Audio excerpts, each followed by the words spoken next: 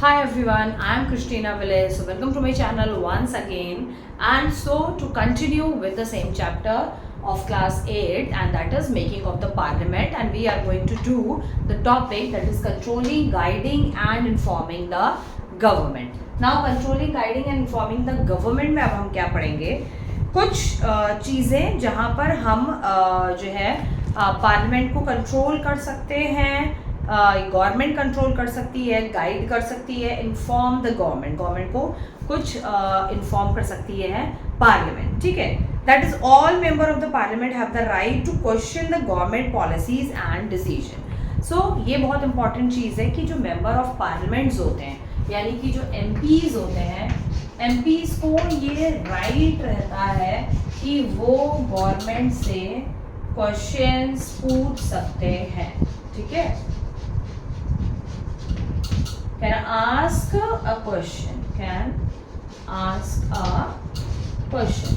तो एमपीज जो है गवर्नमेंट से जो है क्वेश्चंस पूछ सकते हैं गवर्नमेंट की पॉलिसीज पर और गवर्नमेंट के डिसीजंस पर. यानी गवर्नमेंट जो भी पॉलिसीज बना रही है, ठीक है, जो पॉलिसीज बना रही है, गवर्नमेंट जो डिसीजंस ले रही है, कोई भी डिसीजन अगर ले रही है और अगर एमपीज को वो नहीं समझ में आ रहा, और एमपीज किसको रिप्रेजेंट करते हैं, एमपीज यहाँ पर रिप्रेजेंट करते हैं पीपल ऑफ द कंट्री, क्योंकि एमपीज को इलेक्ट करके जो है वो people of the country he parliament में भेजते हैं. तो एमपीज जो है वो हमारे रिप्रेजेंटेटिव होते हैं. हमारी तरफ से अगर हमें कोई पॉलिसी या गवर्नमेंट का डिसीजन अगर हमें समझ में नहीं आता है तो एमपीज हमारे बदले में गवर्नमेंट से ये क्वेश्चंस पूछ सकते हैं कि ऐसा डिसीजन या ऐसी पॉलिसीज क्यों बनाई. Each session of the parliament I usually begin with the question hour. तो पार्लियामेंट का कोई भी सेशन जब स्टार्ट होता है तो वहाँ पर एक जो है सेशन रखा जाता है. जब पार्लियामेंट स्टार्ट होती है, begins with the question hour. Parliament जब स्टार्ट होती है तो वहाँ पे एक सेशन होता है, दैट इज क्वेश्चन आवर. ठीक है, क्वेश्चन आवर का सेशन होता है. तो उस क्वेश्चन आवर के सेशन में जो एमपीज हैं वो किसी भी तरीके का क्वेश्चन, मतलब related to the policies and जो भी गवर्नमेंट की पॉलिसीज और डिसीजंस हैं उनसे रिलेटेड क्वेश्चंस पूछ सकते हैं. Where MPs can ask the question to the government और point out fault in its policies and program. और अगर पॉलिसी में किसी भी तरीके का कोई प्रॉब्लम है, जिससे सिंपल वर्ड में आप कह सकते हो पॉलिसी में कोई भी लोचा है, तो जो है एमपीज जो है वो क्वेश्चंस जो है गवर्नमेंट से पूछ सकते हैं. ठीक है, MP can also raise the issue of public और नेशनल इंटरेस्ट. एमपीज जो है पब्लिक का कोई पब्लिक की कोई डिमांड है उससे रिलेटेड भी क्वेश्चन गवर्नमेंट से पूछ सकते हैं. पब्लिक के कोई इशू है बहुत ज़्यादा इंपॉर्टेंट, उससे रिलेटेड क्वेश्चन पूछ सकते हैं. When the parliament is in the session, जब पार्लियामेंट सेशन में है तभी पूछा जाएगा. And hold debate on them. और जब पार्लियामेंट डिबेट का सेशन रखेगी, डिबेट्स के सेशन रखेगी, तभी जो है एमपीज पूछ सकते हैं any kind of a question related with the policies and issues. और पब्लिक के इश्यूज और इंटरेस्ट को भी उनके सामने रखा जा सकता है. सच debate usually take place during the zero hour. और ये जो डिबेट्स होते हैं ये ज़्यादातर जीरो आवर्स पर पूछे या रखे जाते हैं. पार्लियामेंट के अंदर एक सेशन होता है zero hour, the hour following the question hour. यानी कि क्वेश्चन आवर के बाद जो है ये जीरो आवर का एक सेशन रखा जाता है. और वो तब होता है जब डिबेट हो रहा होता है, तो डिबेट के टाइम पे ही डिबेट के बाद जो है ये जीरो आवर का एक सेशन रखा जाता है. In all the financial matter the government has to take the approval of the parliament. और जीरो आवर क्या होता है, जीरो आवर वो चीज़ होती है जहाँ पर क्या होता है, जो एमपीज हैं वो सडनली जो चेयरमैन है उसको, जो वहाँ पर स्पीकर होता है पार्लियामेंट में, चेयरमैन होता है, उसको ये बोल सकते हैं कि कुछ पब्लिक के कुछ इश्यूज हैं, कुछ प्रॉब्लम्स हैं, उन पे हमें क्वेश्चंस गवर्नमेंट से पूछने हैं. वही होता है आपका जीरो आवर. ठीक है, अच्छा, गवर्नमेंट को किसी भी तरीके का फाइनेंशियल कोई भी अप्रूवल चाहिए तो वो अप्रूवल गवर्नमेंट को तब मिलेगा, गवर्नमेंट को पार्लियामेंट से परमिशन लेनी पड़ेगी. Has to take the approval to the parliament, parliament से परमिशन लेनी पड़ेगी। It is the MP who pass the budget, MPs ही जो है वो बजट को पास करते हैं, एमपीज पास द बजट, ठीक है। बजट, अब वो लोकसभा के, राज्यसभा के जो अलग अलग एमपीज होते हैं तो वो अपने अकॉर्डिंग ही जो है बजट को वो अपने अकॉर्डिंग पास करते हैं। उसके बाद गवर्नमेंट कैन नॉट स्पेंड और borrow money without their sanction, और गवर्नमेंट जो है वो एमपीज के सैंक्शन के बिना किसी भी तरीके का पैसा नहीं ले सकती है, जब तक सारे एमपीज मिलके उस पैसे को सैंक्शन नहीं करेंगे, ठीक है। स्पेंड नहीं कर सकती गवर्नमेंट, कोई भी अपनी मर्जी से पैसा नहीं खर्च कर सकती गवर्नमेंट, जो है कोई भी मनी जो है कहीं किसी कंट्री से या किसी और जगह से बोरो भी नहीं कर सकती जब तक सारे एमपीज जो है उस पर साइन ना कर दे, जब तक एमपीज जो है वो उसको पास ना कर दें, ठीक है। Without the sanction of the MPs, जब तक सैंक्शन एमपीज जो है उसे जब तक सैंक्शन नहीं करेंगे तब तक नहीं ले सकती। Member can also called for an adjournment motion, जो एमपीज होते हैं, मेंबर्स होते हैं, उनको एडजर्नमेंट मोशन के लिए भी बुलाया जाता है। To draw the attention of the house, जिससे हाउस का जो अटेंशन है यानी पार्लियामेंट का जो अटेंशन है to the matter of the public importance, public की इम्पोर्टेंस की तरफ भी पार्लियामेंट का ध्यान लाने के लिए जो है एडजर्नमेंट मोशन रखा जाता है। नेक्स्ट है the government is accountable to the parliament, government को सारी चीज़ें पार्लियामेंट को बतानी पड़ती हैं, कहाँ पर क्या खर्च हुआ, कितना पैसा खर्च हुआ, क्या हुआ, कैसे हुआ, तो गवर्नमेंट को हर ब्यौरा, हर चीज़ जो है पार्लियामेंट को बतानी पड़ती हैं। ये एक रूल है, एक लॉ है हमारी इंडियन पार्लियामेंट का, ठीक है। Accountable to the parliament, the parliament can even force the prime minister, parliament जो है वो प्राइम मिनिस्टर को फोर्स कर सकती है and his council to resign by passing a no confidence motion against them.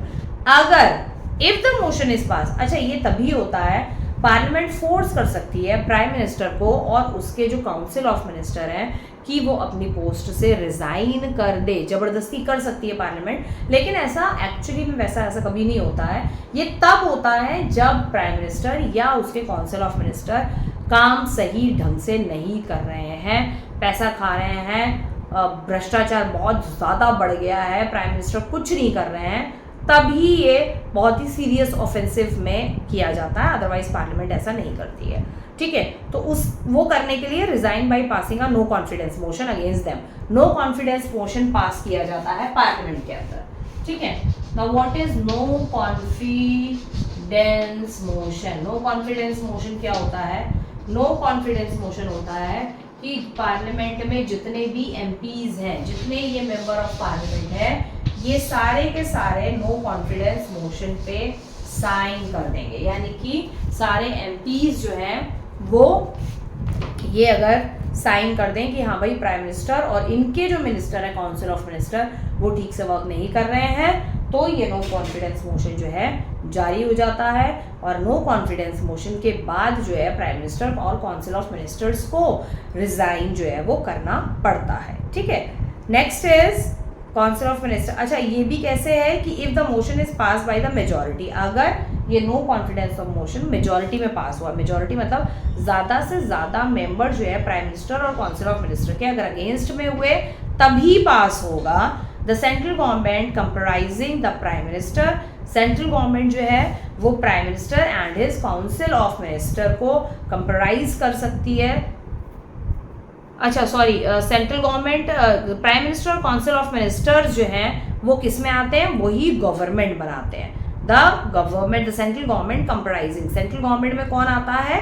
Prime minister और उसके council of minister has to resign. अगर नो कॉन्फिडेंस मोशन पास हो जाता है तो उनको रिजाइन करना पड़ेगा। The parliament also has the power to impeach, parliament को ये भी कॉन्फिडेंस मोशन, तो नो कॉन्फिडेंस मोशन इस तरीके से पास होता है आपका, ठीक है, कि जो है पार्लियामेंट फोर्स कर सकती है प्राइम मिनिस्टर और काउंसिल ऑफ मिनिस्टर को टू रिजाइन। ओके, और गवर्नमेंट में, सेंट्रल गवर्नमेंट में क्या आता है? आपके प्राइम मिनिस्टर और council of minister. Then after that है the parliament also has the power to impeach. Parliament के पास जो है, क्योंकि पार्लियामेंट के पास भी क्या क्या पावर है वो भी हम पढ़ते जा रहे हैं साथ साथ में। ये फिल हो गया, रफ कर दें पहले तो।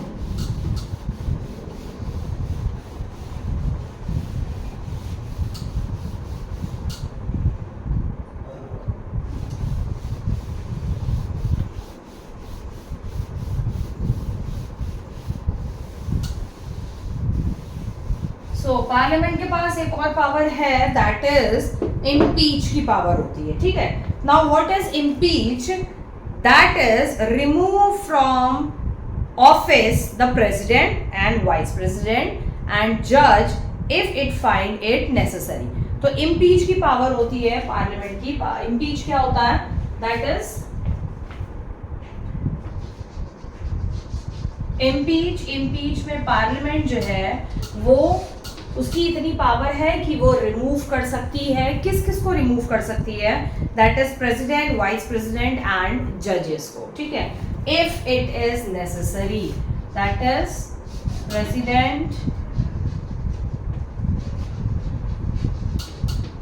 प्रेसिडेंट हो गया, उसके बाद हो गया आपका वाइस प्रेसिडेंट को रिमूव कर सकते हैं, वाइस प्रेसिडेंट एंड द जजेस, यानी कि कोर्ट में जो जजेस होते हैं उनको रिमूव किया जा सकता है by the parliament if it is necessary. अगर पार्लियामेंट को लगता है कि ये नेसेसरी है, ये जरूरी है, या ये लोग वर्क ठीक से नहीं कर रहे हैं, तो इन्हें रिमूव कर सकती है।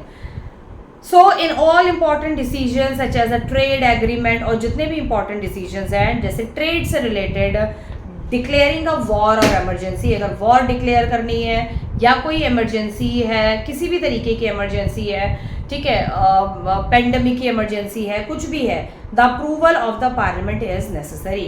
गवर्नमेंट अगर वॉर डिक्लेयर करती है, गवर्नमेंट अगर इमरजेंसी डिक्लेयर करती है, कहाँ पर? अपनी मतलब कंट्री में, किसी भी कंट्री में, लाइक स्पेशली हम इंडिया के बारे में पढ़ रहे हैं, तो इंडिया में इमरजेंसी डिक्लेयर करती है, वॉर हो जाती है, ट्रेड से रिलेटेड कोई भी डिसीजन है, तो गवर्नमेंट को पार्लियामेंट की जो अप्रूवल है, पार्लियामेंट का अप्रूवल, पार्लियामेंट की परमिशन जो है वो लेनी पड़ेगी, ठीक है। तो ये हो गया आपका कंट्रोलिंग एंड गाइडिंग। नेक्स्ट आता है मेकिंग लॉज। मेकिंग लॉज में जो है इन लोगों का क्या रोल है?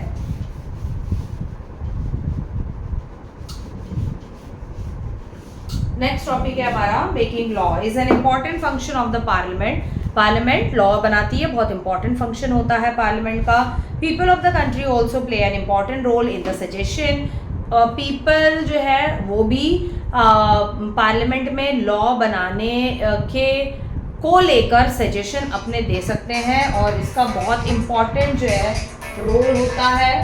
पीपल्स का बहुत इम्पॉर्टेंट रोल है लॉ बनाने में, लोगों का भी बहुत इंपॉर्टेंट रोल है। Country of people of the country, लोगों जो कंट्री के जो लोग हैं, कंट्री के जो पीपल्स हैं, उनका बहुत इंपॉर्टेंट रोल भी रहता है। And passing the law, law जब पास हो रहा है उसमें भी काफ़ी इंपॉर्टेंट रोल प्ले करते हैं people of the country, country के लोग। Often it is a citizen group that bring the attention of the MPs. ये जो पीपल ऑफ द कंट्री एक सिटीजन ग्रुप कहलाता है, जो एमपीज का जो अटेंशन है वो अपनी तरफ हम खींचते हैं, is MPs to the need for a particular law, कि अगर हम कोई लॉ, नया लॉ बनाने की ज़रूरत है, तो हम अपने एमपीज को जो है अप्रोच कर सकते हैं कि भाई इस चीज़ के लिए ऐसा ऐसा नया लॉ बनाने की ज़रूरत है, और एमपीज जो है वो बात पार्लियामेंट में रखेंगे। फिर पार्लियामेंट को जैसा सही लगेगा, जिस तरीके से होगा, लोकसभा राज्यसभा दोनों मिलके उस लॉ को बनाएंगे। Let us see how a law is made and pass. Law कैसे बनता है और कैसे पास होता है। द एमपीज और द सेंट्रल गवर्नमेंट, जो एमपीज होते हैं और जो सेंट्रल गवर्नमेंट होती है, introduce a proposal for a law. दोनों मिलके एमपीज और central government, MPs plus central government दोनों मिलके लॉ को रीड आउट करते हैं, बनाते हैं या पढ़ते हैं, ठीक है, सॉरी, लॉ या प्रपोजल रखते हैं, इसमें हम प्रपोजल लिख देते हैं क्योंकि ये सिविक्स की टर्म है। प्रपोजल ऑफ लॉ, लॉ का प्रपोजल रखा जाता है। यानी कि पहले उस लॉ को लिखा जाता है पूरा, लिखने के बाद सेंट्रल गवर्नमेंट और एमपीज जो है वो मिल के जो है उस लॉ को लोकसभा राज्यसभा में जो स्पीकर होते हैं, चेयरमैन होते हैं, उनके सामने रखा जाता है, प्रपोजल रखा जाता है लॉ का और अ बिल। और इस लॉ को law, proposal of a law या हम बिल भी कह सकते हैं। और अब बिल, तो इसी को कहा जाता है कि बिल कब पास होता है, जब लोकसभा राज्यसभा दोनों इसको एग्री करती हैं, लोकसभा के मेंबर्स, राज्यसभा के मेंबर, तभी ये बिल पास होता है। And then this bill became a law. जब ये बिल पास हो जाता है तब ये बन जाता है एक proper law. Bill in the Lok Sabha and explain the need for it. ये बिल जो है लोकसभा में रखा जाता है, ठीक है, लोकसभा में पहले रखा जाएगा ये बिल और बताया जाएगा need, explain need for it, sorry, इसकी बिल की जरूरत क्यों है, इस चीज को एक्सप्लेन भी किया जाएगा। ऐसे कोई बिल पास नहीं होता है जब लोकसभा में सेंट्रल गवर्नमेंट या एमपीज कोई भी लॉ रखेंगे, law, proposal for a law रखते हैं, तो लोकसभा के मेंबर्स को, इन दोनों लोगों को बताना पड़ेगा, सेंट्रल गवर्नमेंट को और एमपीज को, कि ये लॉ की नीड, ये प्रपोजल की नीड जो है वो क्यों है, जरूरत क्यों है। The bill is then discuss and debate. उसके बाद इस बिल को जो है, ये जो बिल है, उसके बाद इसको डिस्कस किया जाता है और इसके ऊपर डिबेट भी होता है। Bill then discuss and debate, debate होता है, डिस्कस किया जाता है। And a committee is set up to look at its advantage. और एक कमेटी बनाई जाती है जो इस बिल के एडवांटेज के बारे में लुक आउट करती है एंड डिसएडवांटेज। एमपी जो कमेटी होती है वो इसके एडवांटेज और डिसएडवांटेज, इस बिल के को आने के बाद इस बिल के एडवांटेज क्या होंगे, ठीक है, इस बिल के एडवांटेज क्या होंगे और इस बिल के डिसएडवांटेजेस क्या होंगे। जैसे कि अभी बिल आया था किसान के लिए, ठीक है, जो किसान आंदोलन जिसके वजह से हुआ, किसान बिल जो लेकर आए थे प्राइम मिनिस्टर, तो वो बिल जो है वो किसानों को समझ में नहीं आया। उससे पहले वो बिल सारा पढ़ा गया लोकसभा में, जो पूरा प्रोसेस है उस प्रोसेस के थ्रू पूरा बिल जो है पास किया गया। लेकिन उसके बाद जब वो पास हुआ तो वो बिल पीपल्स को नहीं समझ में आया और लोगों ने किसान आंदोलन के नाम पे उस बिल को पास नहीं होने दिया। पास हुआ लेकिन वो बिल फिर प्राइम मिनिस्टर को वापस लेना पड़ा, सेम एज इट इज। जैसे कि अभी नया बिल आया आर्मी के लिए, अग्निवीर, ठीक है, अग्निवीर, ये सब बिल जो है ये सारे लॉ ही हैं, ये एक तरीके के लॉ होते हैं, रूल्स होते हैं कि भाई पहले ऐसा था, अब लॉ जो है वो चेंज हो गया, ठीक है। तो आर्मी के लिए ये बिल आया, ये पास हुआ, ये भी लोगों को नहीं समझ में आया, लेकिन फिर भी इसको कंटिन्यू गवर्नमेंट ने कर दिया, ठीक है, क्योंकि उस हिसाब से इतना आंदोलन नहीं हुआ जो भी यहाँ किसान आंदोलन, जो यहाँ पर किसानों ने जो आंदोलन बखेड़ा जो था वो खड़ा कर दिया, ठीक है। तो इसलिए ये पास नहीं किया, उसे वापस लेना पड़ा इस बिल को, और ये बिल जो है अग्निवीर वाला जो है पास कर दिया। So MPs can also suggest change to the bill। जो members of the parliament होते हैं वो किसी भी बिल में अगर changes होने हैं तो वो बिल में changes के लिए suggestion दे सकते हैं। The bill is finalized, drafted and then put to vote। Bill फिर बाद में finalized हो जाता है, फिर ड्राफ्ट किया जाता है, यानी कि उसको रख दिया जाता है, रखा जाता है कि भाई अब जो है ये बिल फाइनली ये बनके हुआ है। अब उस पर क्या होती है, फिर उसमें बाद में होती है यहाँ पर वोटिंग, पुट टू वोट। अब उसे वोटिंग के लिए रखा जाता है कि एमपीज यानी जो मेंबर्स ऑफ द पार्लियामेंट है वो कितने चाहते हैं कि ये आगे जाए और कितने चाहते हैं कि ये आगे ना जाए, पुट टू वोटिंग। उसके बाद वोट के लिए रखा जाता है। If a majorities approve the bill, अगर ज्यादा से ज्यादा एमपीज जो है वो बिल को वोट देते हैं पास होने के लिए तो बिल पास हो जाता है। And then put to vote, sorry it is passed, और अगर it is pass and then send to the Rajya Sabha, pass हो जाता है वो बिल और उसके बाद राज्यसभा में भेजा जाता है। And then the president for approval, और राज्यसभा में जब भेजा जाता है, राज्यसभा के पास बाद जो है जो एमपीज है वो कहाँ पर है, लोकसभा में एमपीज, ठीक है। राज्यसभा में बाकी जो आगे के मिनिस्टर्स होते हैं वो होते हैं, लेकिन लोकसभा में मेन जो एमपीज होते हैं, पार्लियामेंट होती है, वो मेन लोकसभा होती है। ठीक है, जब लोकसभा से एमपीज ने पास कर दिया, फिर वो राज्यसभा के पास जाएगा, राज्यसभा उसे जब कर देगी तो राज्यसभा के पास करने के बाद जो है वो प्रेसिडेंट के पास जाएगा, प्रेसिडेंट उसे अप्रूव करेंगे, उसको साइन करेंगे, and then bill became a law, फिर वो बिल जो है लॉ बन जाएगा। अगर राज्यसभा उसे अप्रूव नहीं करती है तो राज्यसभा दोबारा जो है लोकसभा में भेजेगी, लोकसभा उसे दोबारा चेक करेगी, लोकसभा फिर राज्यसभा में भेजेगी, फिर राज्यसभा के पास ऑप्शन नहीं होता है, उसे आगे फॉरवर्ड करना पड़ता ही है राज्यसभा को प्रेसिडेंट के पास, क्योंकि लोकसभा से 2 बार पास बिल होके राज्यसभा में आया है, यानी कि बहुत अच्छे से पढ़ा गया है। Next is ordinary bill and money bill है।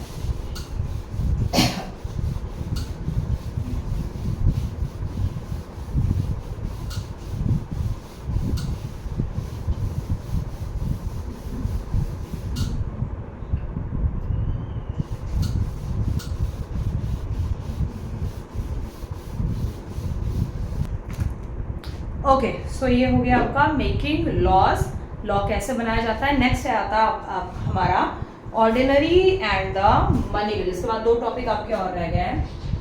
नेक्स्ट इज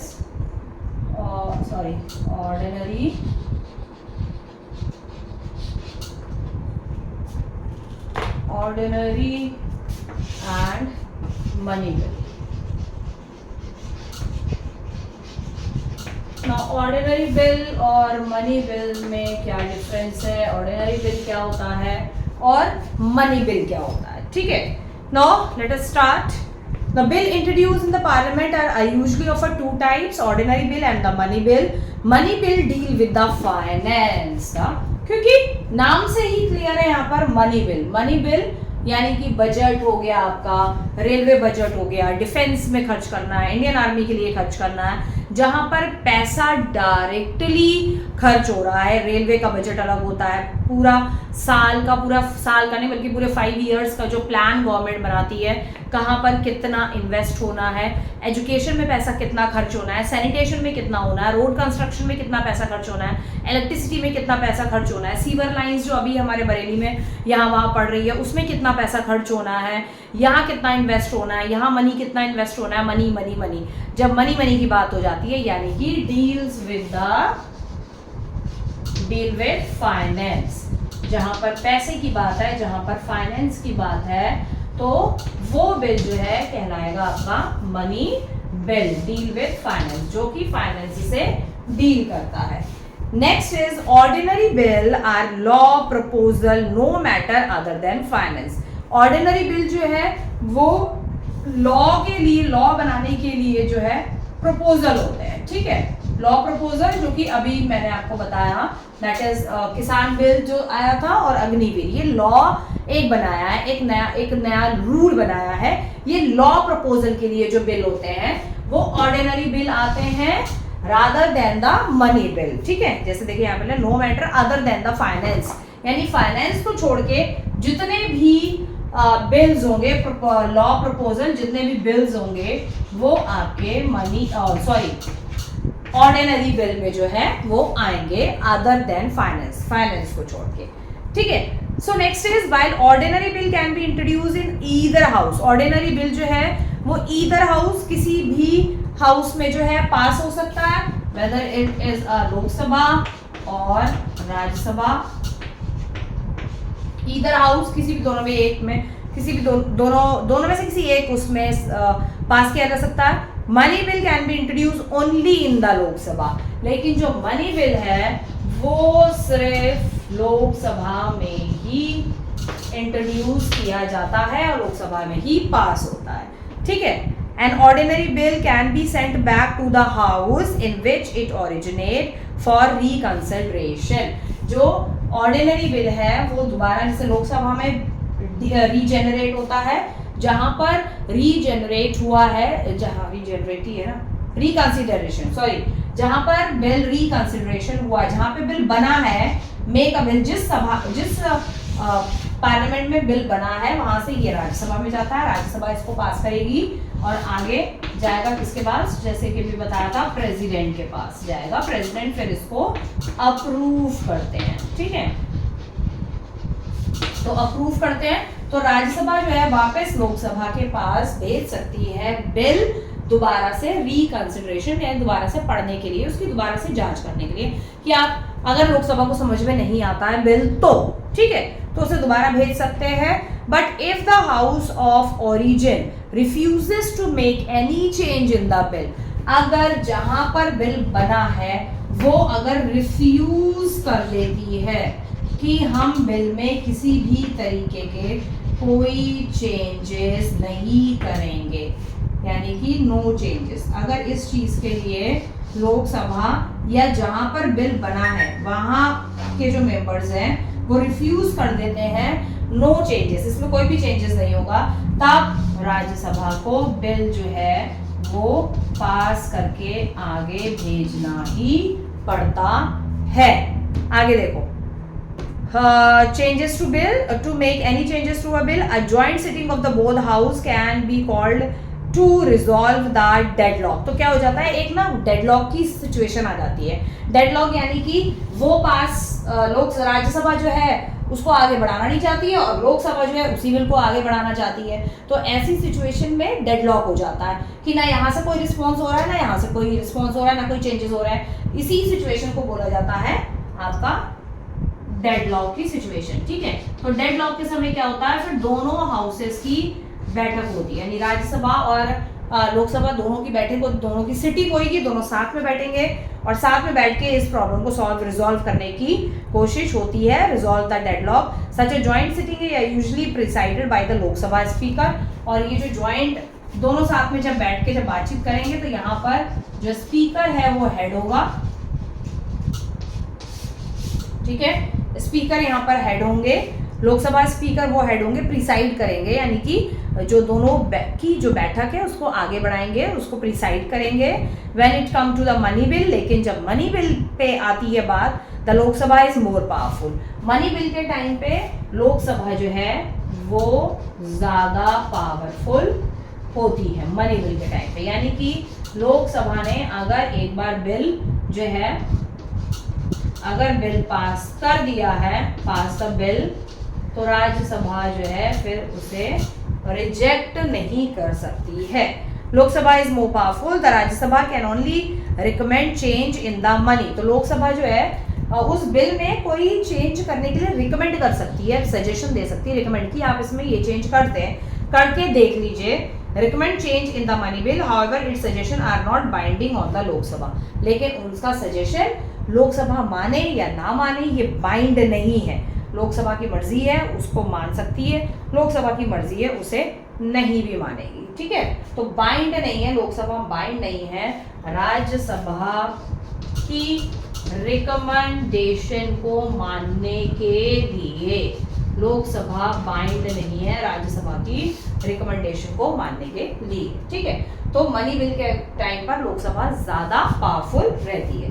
तो यहाँ पर मैंने ये सारी चीजें लिख दी हैं, आप चाहो तो एज अ नोट्स इसको जो है वीडियो पॉज करके आप इसके नोट्स जो है बना सकते हो, या एज इट इज लिख लोगे तभी आपको समझ में आ जाएगा, ठीक है ना। लोकसभा से राज्यसभा में जाता है, राज्यसभा आगे प्रेसिडेंट को पास करती है बिल और प्रेसिडेंट अप्रूव करते हैं। अगर राज्यसभा को लगता है कि ये जो है सही नहीं है तो राज्यसभा जो है दोबारा लोकसभा को बिल वापस भेजेगी। उस टाइम पे अगर लोकसभा ने रिफ्यूज कर दिया कि हम इसमें कोई चेंज नहीं करेंगे तो वहां पे डेडलॉक की सिचुएशन आ जाती है, और डेडलॉक के समय फिर क्या होगा, दोनों सभा की साथ में बैठ के बिल के मीटिंग होगी, दोनों ही सभाएं जो है बैठक करेंगी और उस बैठक में जो है दोनों बातचीत होगी और वहां पे जो हेड होंगे वो स्पीकर जो हो वो प्रिसाइड करेंगे, इस मीटिंग को आगे बढ़ाएंगे और बढ़ाने के बाद जो है फिर वो बिल दोनों की आपस की समझ के पास होगा, रिफ्यूज होगा या जो भी होगा, ठीक है। तो फिर वो आगे जाएगा। लेकिन मनी बिल के टाइम पे लोकसभा ज्यादा पावरफुल रहेगी। अगर कोई बिल पास लोकसभा ने कर दिया है तो राज्यसभा सिर्फ रिकमेंड कर सकती है चेंजेस के लिए, ठीक है, रिकमेंड चेंजेस के लिए रिकमेंड कर सकती है, लेकिन लोकसभा बाइंड नहीं है कि वो राज्यसभा के रिकमेंडेशन को माने ही और अपने बिल में चेंजेस करें, कोई बाउंडेशन नहीं है, ठीक है। सो ये हो गया आपका ordinary bill and money bill के बारे में कि ऑर्डिनरी बिल की क्या इंपॉर्टेंस है और मनी बिल की जो है आपकी क्या इंपॉर्टेंस है, ठीक है। So hope you understand this and you like the video. और अगर आपको कोई भी इशू है, कुछ भी अगर आपको समझ में नहीं आया है, you right it in the comment box, so I will try to resolve your issues and your problem. Next we are going to study about the changing laws. हमारा टॉपिक बचा है federalism and making of law. तो ये दो topics हमारे बचे हुए हैं, वो हम नेक्स्ट वीडियो में या इसी में ही मैं बाद में करा दूंगी आपको, ठीक है, लेकिन हम वो पढ़ेंगे। So hope you like this video. So if you like, so please for sure subscribe the channel so that you can get the further updates by my channel. So continue with the next topic, that is the changing laws. So change जो है law कौन change कर सकता है? So basically parliament की हम powers के बारे में पढ़ रहे थे। तो पार्लियामेंट के पास जो है इतनी पावर होती है कि पार्लियामेंट जो है वो कुछ लॉज को जो है वो चेंज कर सकता है। तो कौन से ऐसे लॉ हैं और पार्लियामेंट कहाँ तक चेंज कर सकता है, या कुछ चीज़ें जो है वो प्राइम मिनिस्टर के हैंड में होती हैं, या आपके पार्लियामेंट के हाथ में है, या जो है आपके लोकसभा राज्यसभा जैसे जो है या प्रेसिडेंट के हाथ में है, वो हम पढ़ेंगे अब। सो चेंजिंग लॉ, तो parliament also has the power to change और रिवाइज लॉ। तो पार्लियामेंट के पास जो है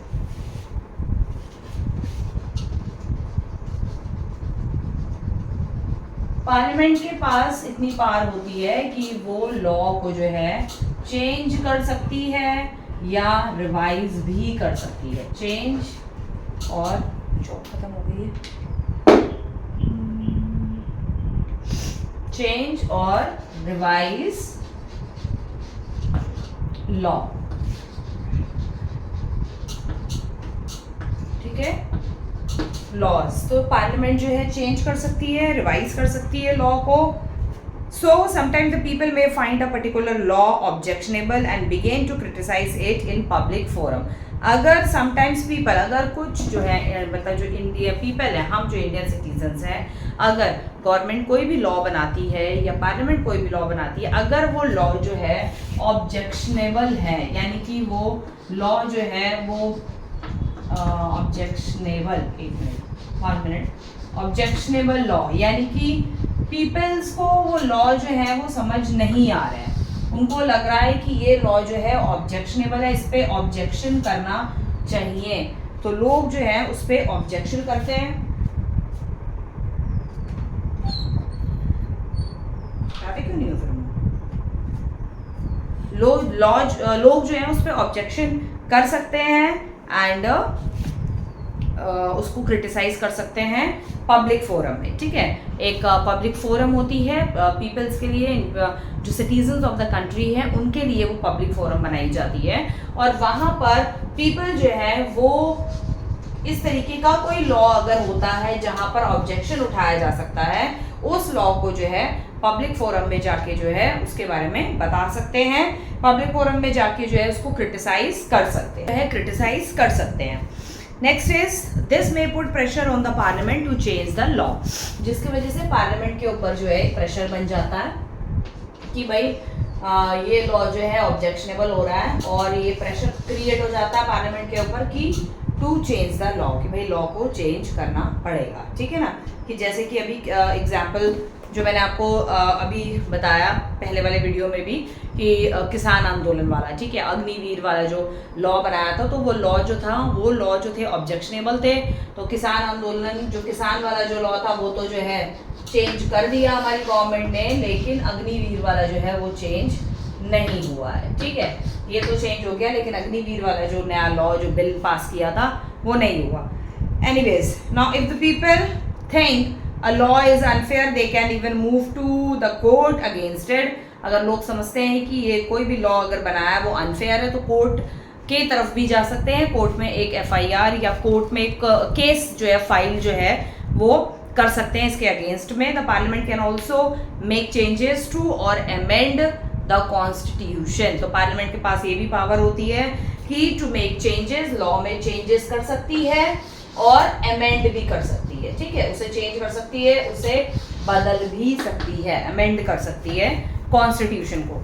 सम part of the constitution can be amend if a majority of the MPs vote to change it. Constitution के अंदर, हमारे कॉन्स्टिट्यूशन के अंदर बहुत सारे लॉज ऐसे हैं जिन लॉज को जो है अमेंड किया जा सकता है, जो लॉज जो है वो अमेंड हो सकते हैं, उनको चेंज किया जा सकता है, लेकिन वो भी तब किया जाएगा जब एमपीज की प्रॉपर मेजॉरिटी पार्लियामेंट को मिलेगी, यानी कि ज्यादा से ज्यादा एमपीज कहें कि हाँ भाई ये लॉ ठीक नहीं है और इसे चेंज करना चाहिए, ठीक है।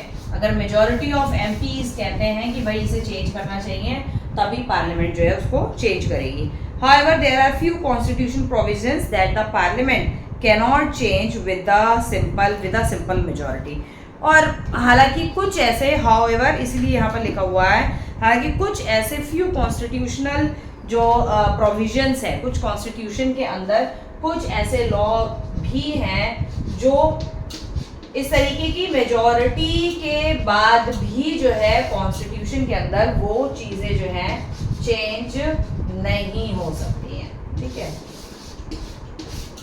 चेंज नहीं हो सकती। कुछ ऐसे प्रोविजंस हैं जिसमें अगर सिंपल मेजॉरिटी भी मिलेगी तो सिर्फ सिंपल मेजॉरिटी से चेंज नहीं होगी, उसके लिए कुछ और भी कार्रवाई या काम कुछ और भी वर्क्स वगैरह करने पड़ेंगे।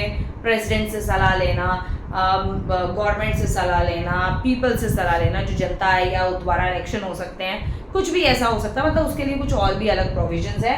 सिंपल मेजॉरिटी से जो है वो लॉ कॉन्स्टिट्यूशन के चेंज नहीं हो सकते हैं, ठीक है। सो यहाँ तक था आपका चेंजिंग ऑफ लॉ, लॉ कैसे चेंज होते हैं। नेक्स्ट है आपका federalism and making of law. Next हम पढ़ेंगे federalism. Federalism is also one of a type of government. Federalism भी एक तरीके की जो है गवर्नमेंट की टाइप है।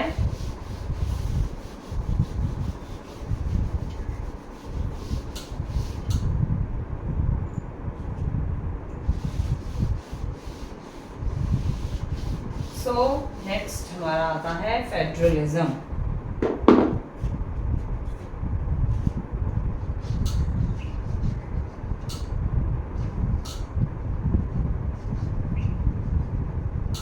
Federalism and chalk again is finished.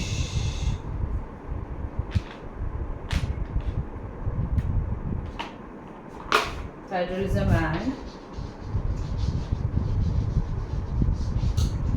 making of laws. Federalism and making of laws, ठीक है। फेडरलिज्म क्या है? Federalism is also one of the type of a government. जैसे फेडरल गवर्नमेंट होती है, फेडरल गवर्नमेंट में क्या होता है कि सारी पावर्स जो है हमारी एक ही ग्रुप ऑफ पीपल के पास नहीं होती है, यानी कि सिर्फ प्रेसिडेंट के पास ही हमारी कंट्री जो है वो federal form of a government है। तो federal form of a government जो है उसमें पावर्स जो है वो एक ही बंदे के हाथ में नहीं होती, लाइक प्रेसिडेंट के हाथ में ही नहीं होती है। वो जो पावर्स हियर जो है पावर्स आर डिवाइडेड।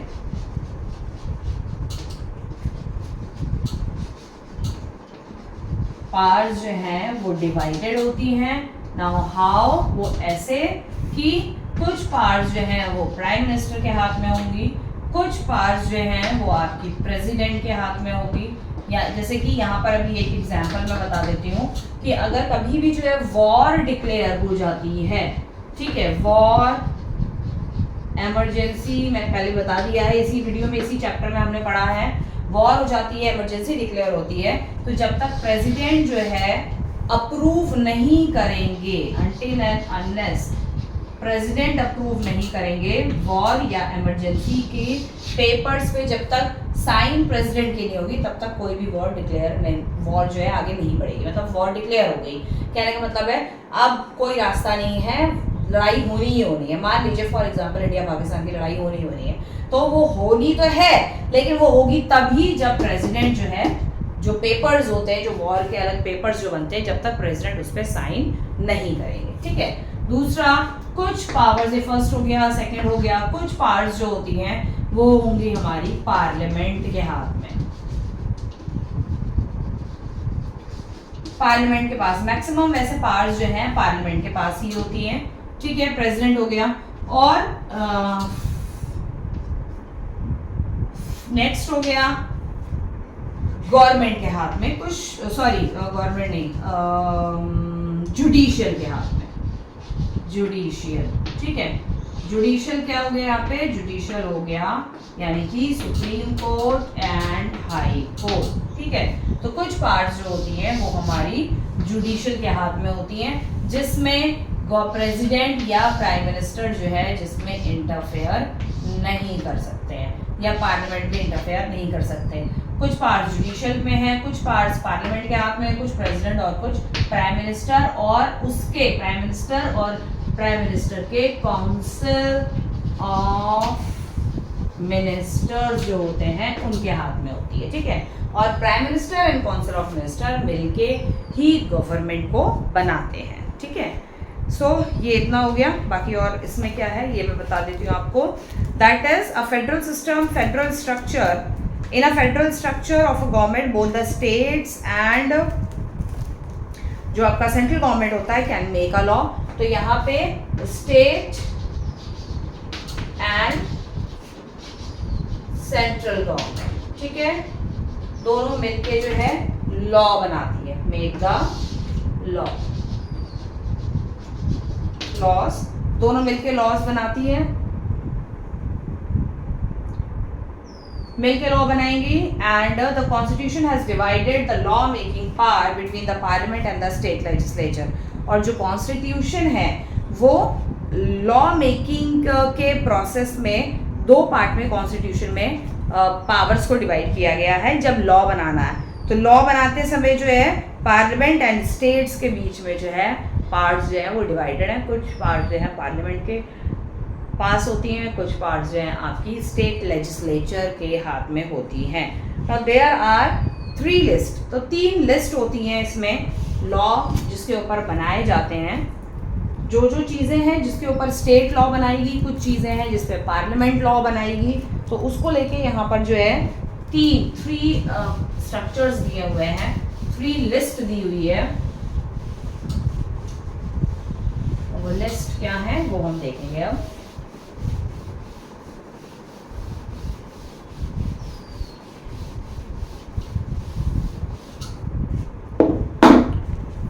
हाँ वो है, there are 3 list, union, state and concurrent list, ठीक है।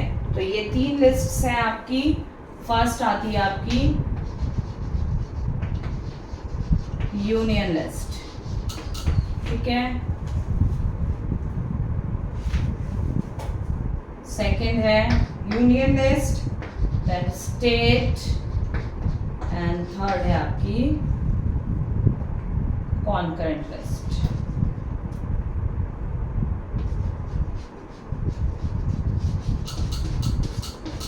ये 3 लिस्ट्स होती हैं। इन लिस्ट में कुछ सब्जेक्ट्स दिए हुए हैं, उन पर्टिकुलर सब्जेक्ट्स में पर्टिकुलर वही स्टेट या सेंट्रल गवर्नमेंट उन पे लॉज बनाएगी।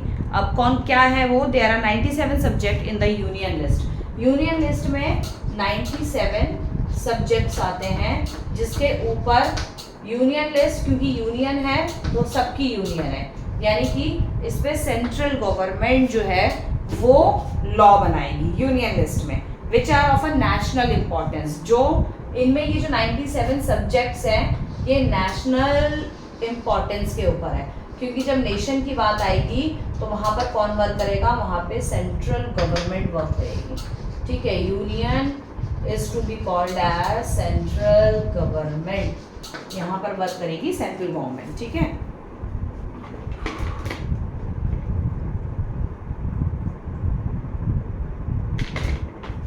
यहाँ सेंट्रल गवर्नमेंट वर्क करेगी, ठीक।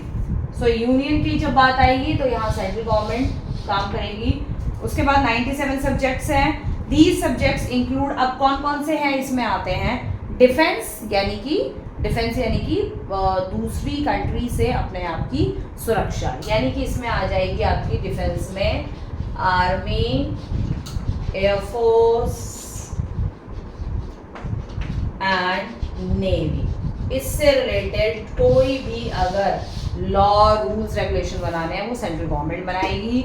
इसके बाद आ जाता है foreign relations, banking, post and telegraph, railway, airways, shipping, इन सब पे सेंट्रल गवर्नमेंट लॉ बनाएगी।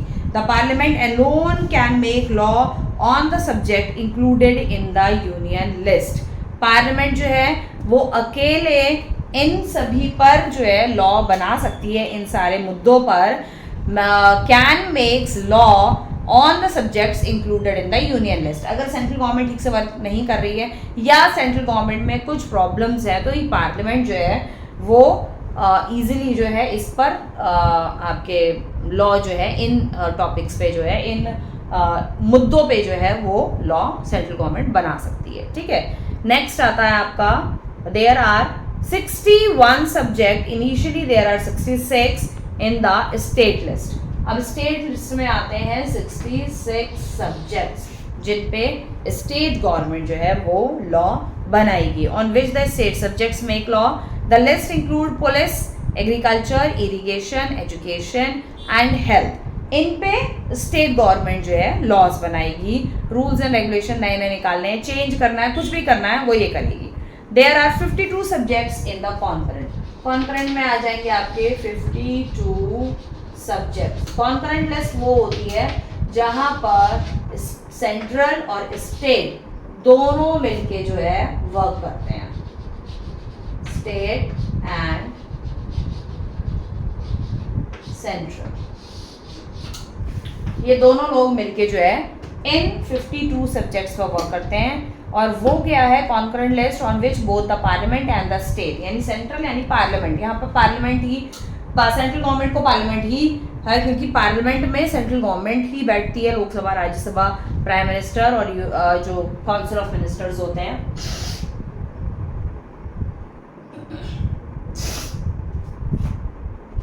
ठीक है, तो पार्लियामेंट और स्टेट या सेंट्रल या स्टेट भी कह सकते हैं हम, दोनों मिलकर state and legislature can make a law. The subject included in the concurrent list, इनमें जो सब्जेक्ट्स आते हैं, मैरिज, फैक्ट्रीज, इंडस्ट्रीज वगैरह, कहीं पर सेटअप होनी है, कहीं फैक्ट्री लगनी है, इलेक्ट्रिसिटी एंड लेबर वेलफेयर, तो इसमें ये सारे सब्जेक्ट्स आते हैं। Though both the centre and the state legislature can make law on the subjects included in the concurrent list, the law are pass by the state legislature. Concurrent list में no doubt parliament और state या central दोनों मिलके जो है law या rules regulation बनाती है, लेकिन पास कौन करता है, लॉ को पास करेगा स्टेट गवर्नमेंट ही पास करती है। जो लॉ बनेंगे उनको पास करने की जो पावर है वो स्टेट गवर्नमेंट के पास है। Parliament also enjoy रेजुडरी powers.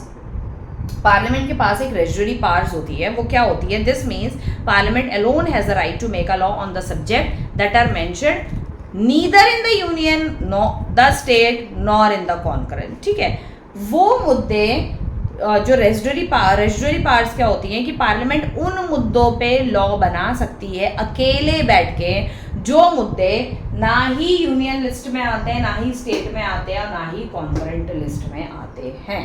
ये भी है, कुछ लॉज, कुछ मुद्दे जो हैं, कुछ मुद्दे ऐसे हैं जो कि ना कॉन्करेंट ना किसी भी जो है लिस्ट में जो है नहीं आते हैं। कुछ मुद्दे ऐसे हैं जो किसी भी लिस्ट में नहीं आते हैं, उस पर पार्लियामेंट अलग से अकेले बैठ के लॉ बना सकती है। पार्लियामेंट यानी कि वही prime minister, council of minister, Lok Sabha, Rajya Sabha सब मिलके जो है लॉ बना सकते हैं।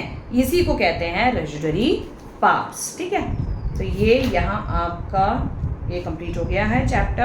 एंड एनसीईआरटी के जो क्वेश्चन आंसर्स हैं वो आप लोग खुद से फाइंड आउट करो, क्योंकि यू आर इन 8th, आपको खुद से आंसर्स फाइंड आउट करने आने चाहिए।